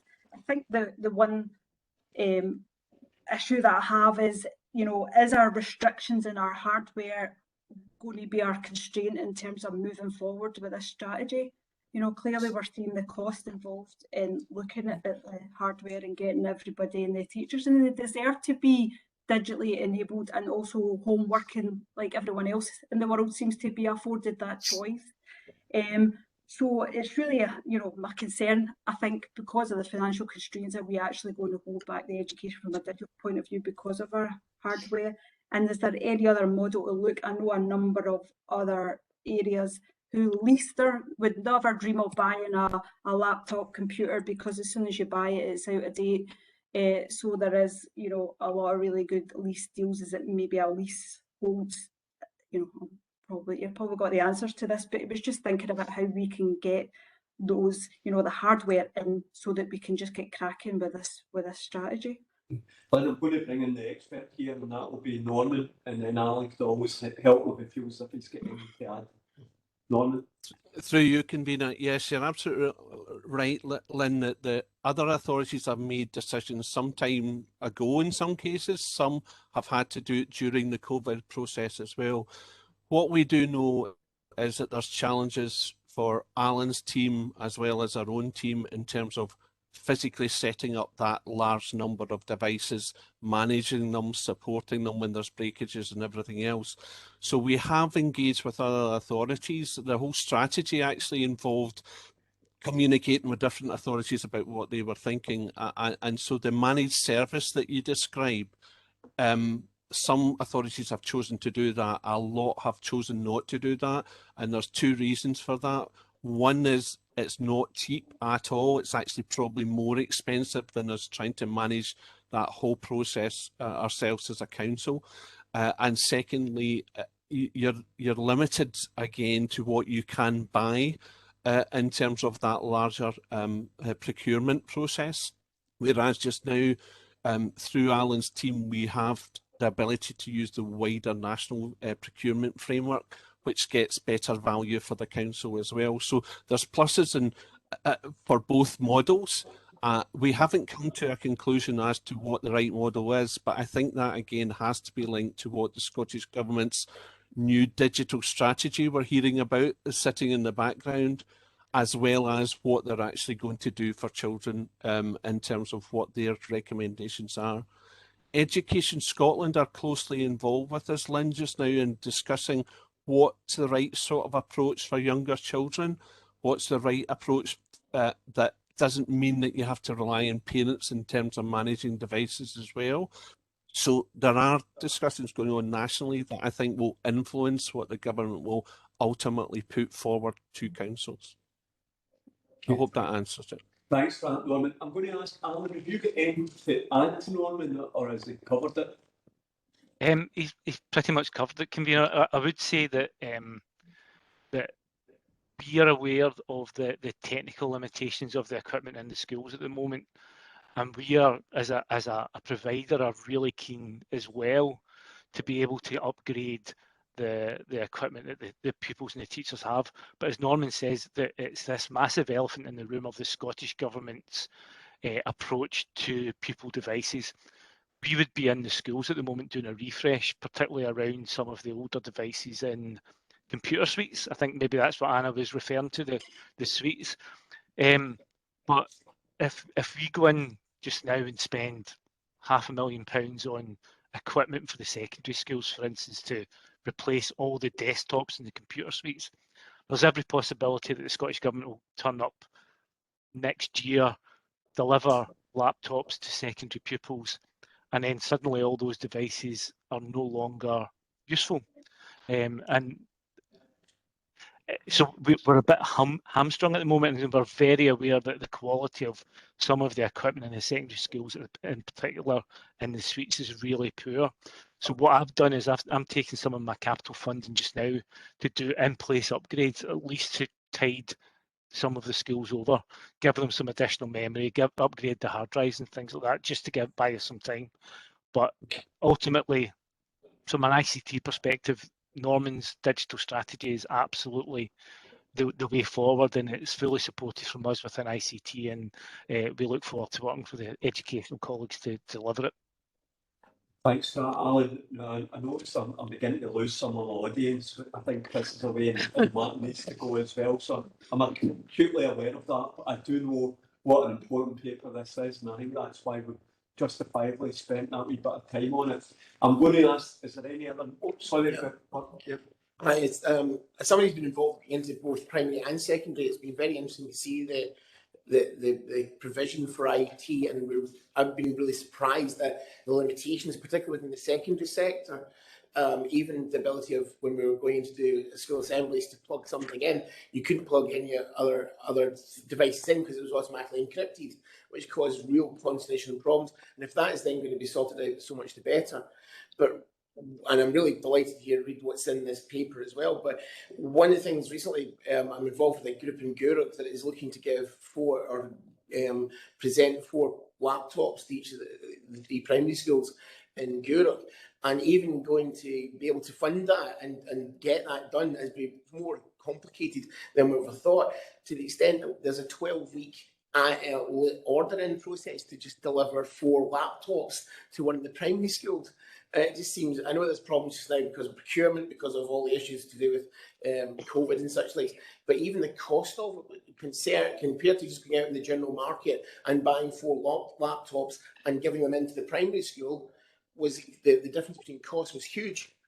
And why does it cost so much more per computer via these sort of situations, when there are other groups that might be out there willing to donate, or at least put in schools more computers into schools, but perhaps are not being encouraged to do so by the difficulties that it then creates? I'll let Ruth come into that one, Ruth. So I think I do know the answer to this, because I know I've been coached in this so many times, and I know exactly the issue you're saying. And I remember this with, do you remember Tesco had the computers for schools vouchers, and everyone went out and bought the computers. The difficulty is that they need to link to a network, and when you're on a network, you've got to keep everything safe. So when you're starting to look at a computer in a school, then it's much more expensive than you or I would consider, because it's actually going to link to a network that has to be very, very secure. The other thing is that when we look at our young people's computers, we have to buy the licenses for the images. And I know when we have a service charge of about £400 that we charge our schools just to be able to upload the images and to be able to link it to the network. When I ask the real cost of that, it's closer to £1,000, because when you put in all of the extra things that need to be put in, it's a huge managed service. If we were doing this through a managed service from previous from a previous authority, I know that they would not simply allow any other extraneous computers into the school. The weight is to do with a lot of provision at the moment, but also the fact that even when we get our computers, we have to cleanse them. Even if you're changing them around, you're a long time in being able to make sure that the data is up there, that the image is in what the young people would expect to see, and there's a lot of human resource work goes into the back of the computers. So I know, and I've had this conversation a lot with many people over the years. Sometimes just people don't understand that just a computer, there is not a cheaper way for us in education to do it than the way we currently do it. Otherwise, we would have an unsafe system that isn't secure. Happy to let Alan come in and expand on that.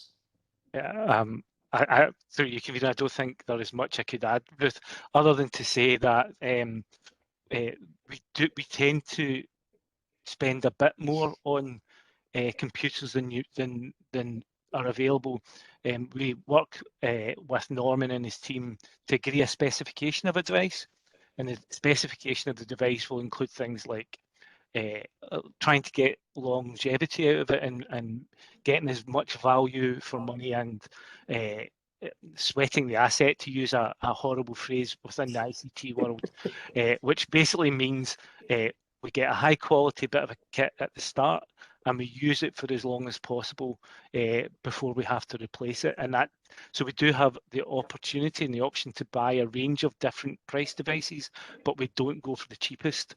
And that's why it tends to be a bit more expensive than perhaps you might see in Tesco or Currys. Okay, thanks for that, Alan. One last point, sorry. Yeah, no, all means, I don't mean to rush. No, and just on some members are. The pen drive initiative as well. Having picked up a virus on a pen drive going from school to school, I then wiped out an entire school, 3 days worth of learning. So I can absolutely, I understand the frustrations, but also we need to keep the systems secure and safe, and also the children. No, thanks, Chris. And with it, I'm going to ask Councillor MacLeod if he wants to comment or ask any questions on it, Jim. Yeah, thanks, Jim. Yeah, it's been a very useful paper and very useful discussion, and thanks to Norman, Alan, and the team. I mean, I think it's great what's been done. It's overcome a lot of educational barriers, which is absolutely fantastic. I know it's been difficult times over the last 19 months, but coped very well with it. I think it's very good that the Scottish Government are planning to have, in the future, digital devices for every child in Scotland. I think that's very welcome. I suppose digital devices replace the pencils and jotters of yesteryear. But my one question is, I just wondered, regarding some of the devices and whiteboards and what have you, what are the sort of lifetimes on some of these things? Are we talking about 3 years, 5 years? What are we talking about? I'll let Norman come in. He'll be able to answer you that. Norman? So in terms of the active panels that Ruth's already discussed, we have a warranty of 5 years that go with these devices. Now, we do believe that some of them will last longer. It's a bit like a sophisticated television in your own house. If you look after it, it might last a bit longer. The challenge for them is they're on all day long nearly, and so they're getting heavy use. In terms of the actual computer devices, we know that desktops themselves will probably last longer, and that's why our refresh programme is roughly about 6 years just now. When you move to laptops, the portability of them, the constant changing of connections, the carrying about, that reduces it down to closer to 4 years. So we have to build in, as part of our costing for the council, that refreshment programme over a longer period of time, and that's what we're looking at very much. That's why the funding for the boards is over a 7-year period. It'll take into account things that were put in and 2015 old at the start of our refurbishment programme, but it will also deal with the ones that we're literally going to put in now, hopefully, if this paper is approved. Okay, thanks very much. Okay, thank you. Okay, Jim. I can't see any other questions on the chat, and I think my first off comments introducing this paper was absolutely spot on. It is an exciting paper. It's certainly the way to go, and I think by listening to elected members around the table, I think you can be assured that from everyone they are excited about this, and the buy-in seems to be there. So, with that, can I ask members to agree the paper? Agreed. And with that, can I make the appropriate resolution to exclude the public and press from the last agenda item? It's agenda item number 15,